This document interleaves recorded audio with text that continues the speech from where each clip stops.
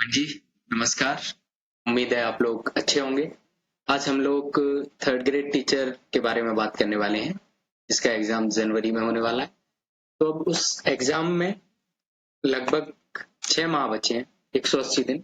तो इनमें किस तरीके से अच्छे से प्रिपरेशन की जाए, आपकी क्या स्ट्रेटजी रहनी चाहिए, आपके पास कौन से सोर्स होने चाहिए बुक्स के, क्या फॉलो करना है आपको, मॉक टेस्ट लगाने हैं, कब से लगाने हैं, ऑथेंटिक बुक्स कौन सी पढ़नी है, इसके अलावा कुछ ऐसे फोकस जिनसे आपका डिस्ट्रैक्शन दूर हो, उनके बारे में आज हम लोग बात करेंगे। देखिए, दो तरह के स्टूडेंट होते हैं किसी तैयारी में। एक वो जो बुक्स और नोट्स और सोर्सेज इन पे ज्यादा फोकस करते हैं।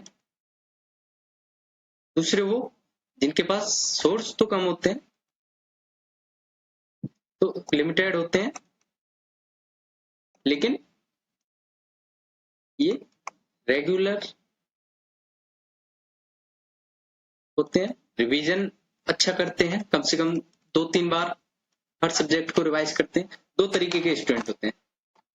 तो इनमें ज्यादा चांस किसके होते हैं? जो रेगुलर होता है, चीजों को अच्छे से रिवाइज करता है, एक नोट्स के कम सोर्स रख के उनको ज्यादा बार रिवाइज करना, ये स्ट्रेटेजी ज्यादा परफेक्ट होती है बजाय इसके कि नोट्स ज्यादा हो और उनको एक बार ही पढ़ा जाए या रिवाइज किया जाए।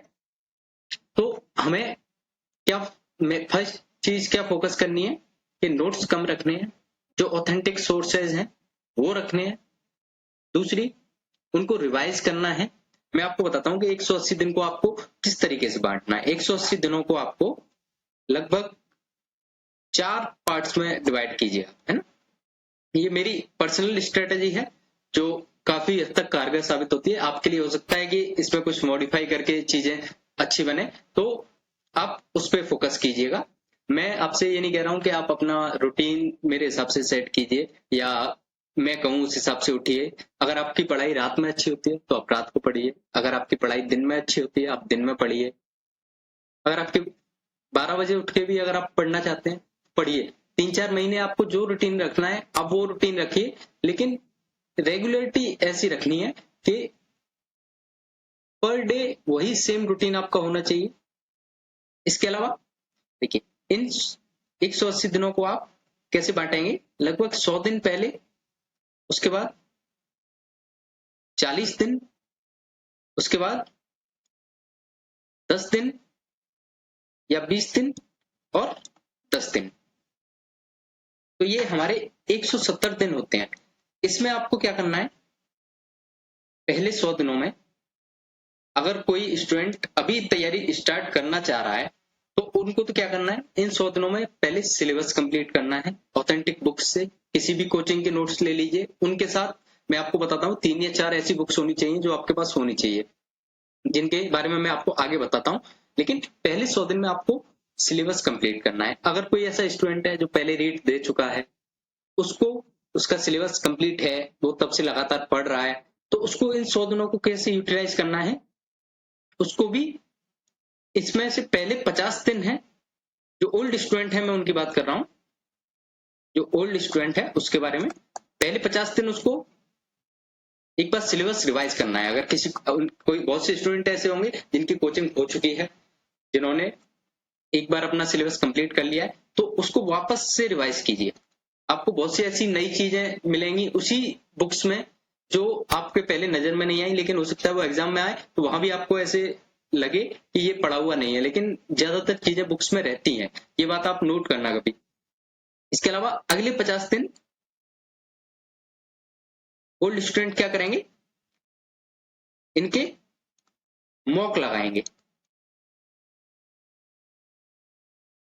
रिवीजन के साथ साथ क्या लगाएंगे? मॉक लगाएंगे। तो ये मॉक टेस्ट लगाने के बाद कुछ टॉपिक्स, कुछ सब्जेक्ट्स ऐसी निकल के आएंगी जिनमें बिल्कुल भी चीजें समझ नहीं आ रही हैं, बिल्कुल भी नंबर नहीं आ रहे हैं, या जिनको रिवाइज करने की ज्यादा जरूरत है।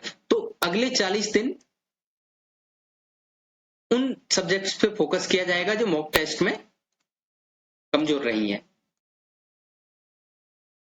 ये मैं उनके लिए बता रहा हूं जिनका सिलेबस कंप्लीट हो चुका है।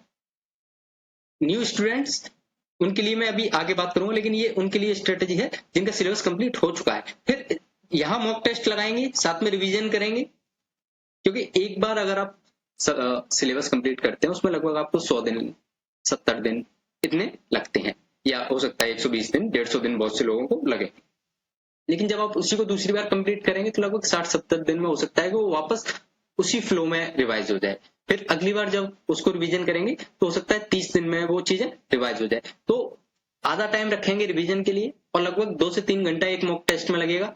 उस मॉक टेस्ट को लगाएंगे, उसको एनालाइज करने में लगभग आधा घंटा लगेगा। आप पर डे मॉक नहीं लगाएंगे, आप एक दिन छोड़ के या 2 दिन छोड़ के जो भी आपको सुटेबल लगे आप उस तरीके से मॉक टेस्ट लगाएंगे। अब मॉक टेस्ट कहाँ से लगाने हैं, या तो आप ऑनलाइन किसी की मॉक टेस्ट ले लीजिए, लेकिन मेरी सलाह है कि बुक्स आती हैं, जैसे उत्कर्ष की आती है, कलाम की आती है, मॉक टेस्ट की अलग से बुक्स इन्होंने निकाली हुई हैं जिसमें साथ में OMR शीट ये लोग देते हैं। तो उसको उसी तरीके से लगाना है जैसे एग्जाम में आप देने वाले हैं।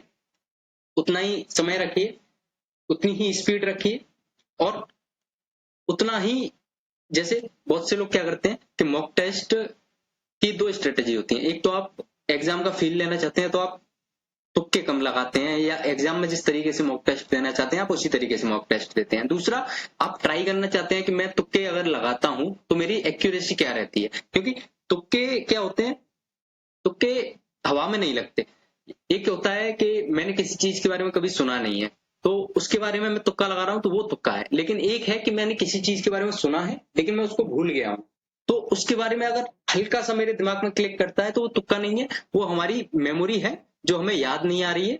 तो ऐसे तुक्के आपको लगाने हैं कि जो आप क्वेश्चन देखते ही सबसे पहले आपके दिमाग में आया कि यार ये हो सकता है, ये मैंने सुना हुआ है। अगर ये आपको लग रहा है कि ये मेरा सुना हुआ है, ये मेरा पढ़ा हुआ है, तो आप उसमें रिस्क जरूर लेंगे।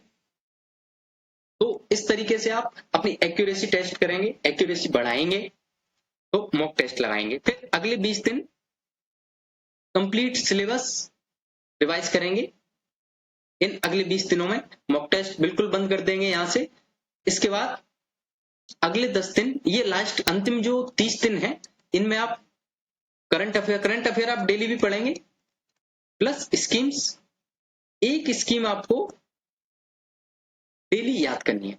जैसे सप्ताह में, अभी आपके पास समय अच्छा खासा है, 180 दिन है, तो आप सप्ताह में एक स्कीम कोई ऐसी रखिए कि जिसको आप डीपली पढ़ेंगे। क्योंकि अब होता क्या है, पहले स्कीम केवल विभाग पूछता था, उसकी डेट पूछता था, या उसका कोई प्रोविजन है वो पूछता था। लेकिन पिछले 1 साल से इस 2025 में जितने एग्जाम्स हो रहे हैं उनका पैटर्न आरपीएससी ने तो बिल्कुल ही चेंज कर दिया। तो हो सकता है कि आरएसएसबी या बाकी किसी भी डिपार्टमेंट की आप तैयारी कर रहे हैं, कोई भी विभाग आपका एग्जाम लेता है, तो अब वो भी अपने एग्जाम का लेवल बढ़ाना चाहता है, क्योंकि उन्हें आप लोगों को फेल करना है। उन्हें पास करना होता तो इजी एग्जाम देते, लेकिन उन्हें केवल पास करना है। कितनी, जैसे मान लो 3rd ग्रेड की उम्मीद है कि 20,000 वैकेंसी आएंगी, तो उन्हें 20,000 लोगों को पास नहीं करना, उन्हें बचे हुए जो 15-16 लाख 20 लाख लोग हैं उनको फेल करना है।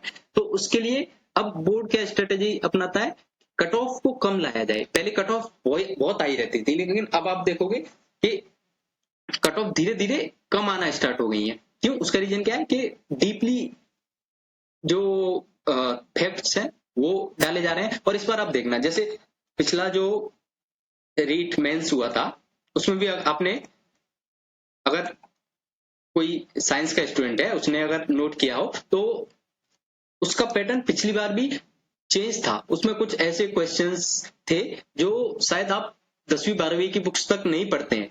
तो ये पिछली बार भी एक झलक थी, तो इस बार हो सकता है आप उस चीज के लिए तैयार रहेंगे कि आप कोई अगर कोचिंग के नोट्स पढ़ रहे हैं उसके अलावा कुछ ऐसी ऑथेंटिक बुक्स आपके पास कम से कम एक सब्जेक्ट की, खुद की सब्जेक्ट की, जैसे कोई साइंस मैथ का स्टूडेंट है तो उसके पास कम से कम मैथ की या साइंस की ऐसी ऑथेंटिक बुक होनी चाहिए। जो मार्केट में कोई सी भी बुक आप ले लीजिए, लेकिन उस बुक को आपको एक बार रिवाइज करना है, क्योंकि अभी आपके पास समय बहुत है।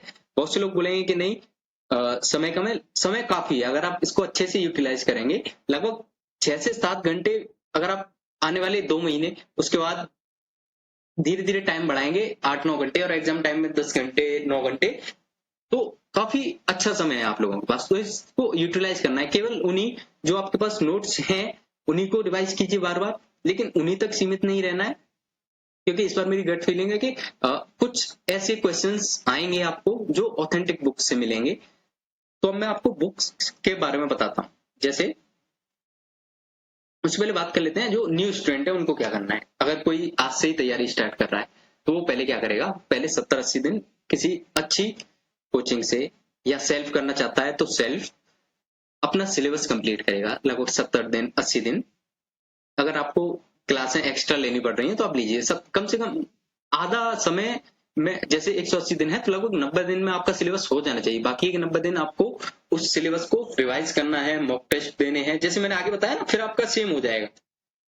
तो जिनका सिलेबस हो रखा है उनको तो 50 दिन केवल ले लें सिलेबस रिवाइज के लिए। उसके बाद मॉक टेस्ट लगाइए, अपनी कमजोरियां देखिए, उनको फिर वापस से रिवाइज कीजिए, फिर मॉक टेस्ट लगाइए और फिर रिवाइज कीजिए। उसके बाद फिर केवल अंतिम समय में केवल रिवीजन चलना है, रिवीजन करंट अफेयर्स। तो ये स्ट्रेटेजी आपको रखनी है। अब मैं कुछ आपको बुक्स के बारे में बताता हूँ। जैसे एक बुक आती है अपने,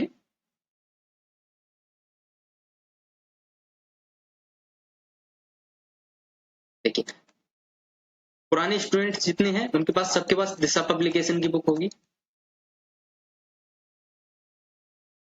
ये बुक आपके पास होनी चाहिए। इसके अलावा राजस्थान जीके की जो आरबीएससी की बुक्स हैं जितनी भी, राजस्थान का स्वतंत्रता संग्राम, इनसे संबंधित जितनी भी बुक्स हैं 9वीं 10वीं क्लास में, वो आपके पास होनी चाहिए। बहुत पतली पतली सी बुक्स हैं और उनको पढ़ने में मजा भी आता है, क्योंकि उनमें इतने फैक्ट्स वगैरह और ये चीजें नहीं है। उनको स्टोरी के रूप में दे रखा है और उनमें कुछ ऐसे फैक्ट्स छिपे हुए रहते हैं जिनसे एग्जामिनर क्वेश्चन बना लेता है। जैसे अगर आपको इनको यूज कैसे करना है मैं आपको बताता हूँ। ये बिल्कुल एकदम ही छोटी छोटी बुक्स हैं, तो इनमें अगर किसी भी व्यक्ति का नाम आपको दिखे इस बुक में, किसी भी व्यक्ति का नाम दिखे, चाहे वो स्वतंत्रता संग्राम में या उससे पहले या उससे बाद में, उसको आपको नोट डाउन करना है। उसको आपको नोट डाउन करना है। किसी मंदिर का नाम दिखे, ये नहीं कि केवल मंदिर या स्थापत्य कला में मंदिरों के जो नाम दे रखे हैं वो आप याद रखोगे, नहीं। पूरी बुक में जहां भी आपको किसी मंदिर का नाम दिखे, आप उसको नोट डाउन कीजिए और देखिए कि वो मंदिर कहाँ है, किसने बनवाया है। ये आपको करना है। किसी भी बुक का नाम दिखे आपको पूरी बुक में, उस बुक का नाम याद करना है, उसके ऑथर का नाम याद करना है। ये चीजें आप नोट डाउन करोगे। इसके अलावा मंथली आपको सुजेस पढ़नी है। इससे क्या फायदा होगा, सुजेस में कुछ ऐसे फैक्ट्स आते हैं जैसे कि मंदिरों के नाम, कुछ चित्रा, जैसे मंदिर चित्रकला, या कुछ योजनाएं, या राज्य के कुछ लोग जिनके बारे में सुजेस में चर्चा रहती है। तो इनसे भी बहुत सी बार एग्जामिनर क्वेश्चन बना लेता है। बहुत सी मंदिर ऐसे हैं जिनका पुनरुद्धार किया जा रहा है। हो सकता है कि उसमें लिस्ट बड़ी हो, 100-200 मंदिर हो, लेकिन उनमें से इंपोर्टेंट आप खुद पहचान लोगे कि हो सकता है कि 4 ही इंपोर्टेंट हो, क्योंकि बाकी सारे मंदिरों के नाम आपको एक जैसे लगेंगे। शिव मंदिर, तो शिव मंदिर नहीं पूछेगा, वो पूछेगा कुछ यूनिक सा नाम हो जिसकी यूनिक पहचान हो। तो ऐसी चीजें आप सुजस से नोट करेंगे। सुजस भी पतली सी किताब रहती है, महीने में एक बार आप किसी दिन बैठ के 2-3 घंटे 4 घंटे सुजस पढ़ेंगे, किसी भी दिन जब आपका मन करे। ऐसे ही योजना आप वीकली एक याद करोगे।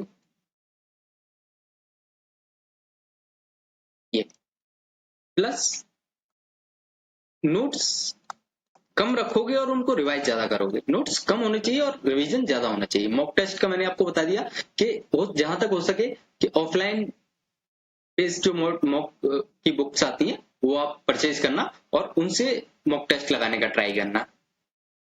इसके बाद आपको क्या करना है, शॉर्ट नोट्स हो सके तो अपने खुद के प्रिपेयर कीजिए। किसी भी सब्जेक्ट के लगभग 20 से 30 पेजों में नोट्स आपके कंप्लीट होने चाहिए।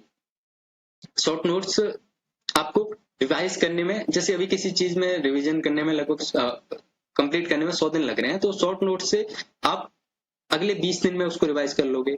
फिर जब उनको वापस पढ़ोगे, फिर जब अगले शॉर्ट नोट्स बनाओगे। शॉर्ट नोट्स बहुत से लोग पूछते हैं कि शॉर्ट नोट्स कैसे बनाने हैं, तो देखिए मैं आपको एक चीज बताता हूँ। अगर मैं आपको बोलूं कि 2 से लेके 20 तक के पहाड़े जो आपने याद किए थे बचपन में, उनके शॉर्ट नोट्स बनाओ अभी, तो आप क्या 2 का पहाड़ा, 3 का पहाड़ा, इन सबको याद करोगे? जैसे मेरे को कोई पूछे तो मैं कौन से पहाड़े लिखूंगा? 13 का लिख लूंगा, 17 का लिख लूंगा, 19 का लिख लूंगा, जिनको हो सकता है कि मुझे प्रॉब्लम होती है याद करने में, या मैं भूल जाता हूँ बार बार। तो पूरे 2 से लेके 20 तक के पहाड़े में कितनी 3 लाइनों में खत्म हो गए।